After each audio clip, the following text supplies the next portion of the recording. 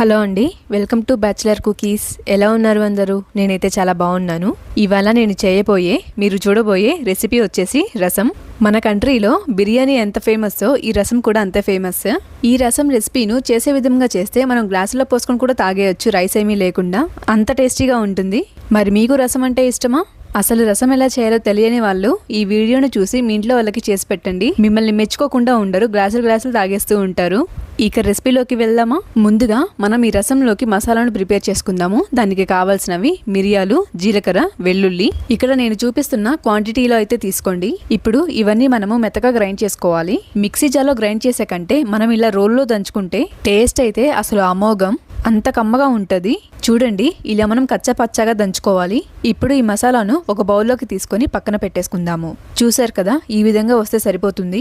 ఇప్పుడు stove on చేసుకొని కళాయిలో కొంచెం ఆయిల్ పోసుకోండి. ఈ ఆయిల్ అనేది హీట్ అయ్యేంత వరకు ఆగి 1 స్పూన్ ఆవాలు, ఒక ఎండుమిర్చి వేసి ఆవాలు చిటపటలాడేంత వరకు ఫ్రై చేసుకోవాలి. మా మదర్ చేస్తుంది రసం, అసలు చాలా అంటే చాలా బాగా చేస్తుంది. చెప్పడం మర్చిపోయాను, ఇవాళ మనం చేసేది మిరియాల చారు. జలుబు, దగ్గు, జ్వరం ఉన్నప్పుడు మనకి టేస్ట్ తెలియదు కదా, ఈ రసం వేసుకొని తింటే అసలు చాలా బాగుంటుంది.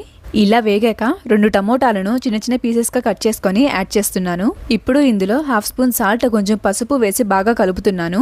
ఈ టమాటా పీస్ అనేది మనకు కొంచెం మెత్తగా అయ్యేలాగా మగ్గించుకోవాలి. మీరు ఈ టమాటా పీసెస్గా కాకుండా మెత్తగా గ్రైండ్ చేసుకొని కూడా వేసుకోవచ్చు, పేస్ట్ లాగా. అది మీ కన్వీనియంట్ బట్టి మీరు వేసుకోండి. నేనైతే ఎప్పుడు కూడా ఇలా పీసెస్నే యాడ్ చేస్తాను. ఈ టమాటా పీసెస్ అనేవి మగ్గడానికి పైన గ్లాస్ లిడ్ పెట్టేద్దాము. ఒక 5 మినిట్స్ తర్వాత లిడ్ తీసి చూస్తున్నాను. చూడండి, టమాటా పీస్ అనేది కొంచెం గుజ్జులాగైతే వచ్చేసింది కలుపుతుంటే. ఇప్పుడు ఇందులో చింతపండు రసంను అయితే యాడ్ చేస్తున్నాను. పులుపు ఎంత కావాలి అనేది మీ ఇష్టం. చాలా తక్కువ బడ్జెట్ లో చాలా టేస్టీగా ఉండే కర్రీ ఈ రసం, అండ్ టైం కూడా మనకి ఎక్కువ పట్టదు. ఇలా చింతపండు రసంను వేసి బాగా కలిపి మనం స్టార్టింగ్ లో మసాలాను ప్రిపేర్ చేసి పెట్టుకున్నాం కదా, ఆ మసాలాను ఇందులో యాడ్ చేస్తున్నాను. ఈ మసాలా అనేది ఉండలు లేకుండా బాగా కలుపుతున్నాను. ఇదే మెయిన్ ఈ రసంకి. ఇలా కలిపాక కొంచెం కారం వేసి బాగా కలుపుతున్నాను. ఇక్కడ కారం అనేది ఆప్షనల్, మీరు స్పైసీగా వద్దు అనుకుంటే ఈ కారంను స్కిప్ చేసేయచ్చు. ఇప్పుడు ఇందులో కరివేపాకు రెమ్మలను యాడ్ చేస్తున్నాను. రసం కన్సిస్టెన్సీ వాటర్ లా కాకుండా ఇలా కొంచెం తిక్కుగా ఉంటే బాగుంటుంది. ఆల్మోస్ట్ రసం ప్రిపేర్ చేయడం అయితే అయిపోయింది. ఇప్పుడు పైన గ్లాస్ లిడ్ పెట్టేస్తున్నాను. చూడండి, రసం అనేది ఇలా మరగాలి. ఆయిల్ అనేది పక్కకు వచ్చేసింది కదా. ఈ రసం చేస్తుంటే అసలు స్మెల్ అయితే చాలా కమ్మగా ఉంది. ఇక ఇంతే, ఎంతో టేస్టీగా ఉండే రసం అయితే రెడీ అయిపోయింది. మీరు కూడా ఒకసారి ట్రై చేసి ఎలా వచ్చింది అనేది నాకు కామెంట్ చేయండి.